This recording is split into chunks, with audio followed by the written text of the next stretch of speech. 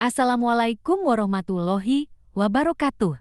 Kali ini saya share cara menautkan WhatsApp dari Android ke WhatsApp Web.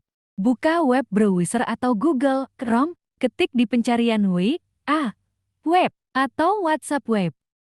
Bila WhatsApp Web kelamaan terbuka dan tidak terhubung dengan akun, maka barcode akan menjadi buram dan tinggal klik reload. Setelah itu, kita ambil handphone dan buka WhatsApp. Tekan titik 3, pilih perangkat tertaut. Lalu tekan tautkan perangkat. Di sini saya memakai kunci sidik jari untuk identifikasi bahwa ini perangkat saya pribadi. Arahkan scan kamera pada barcode yang ada pada halaman WhatsApp Web. Kebetulan jaringan di sini sedang lemot, jadi agak lama. Setelah beberapa detik menunggu dan halaman WhatsApp Web terbuka.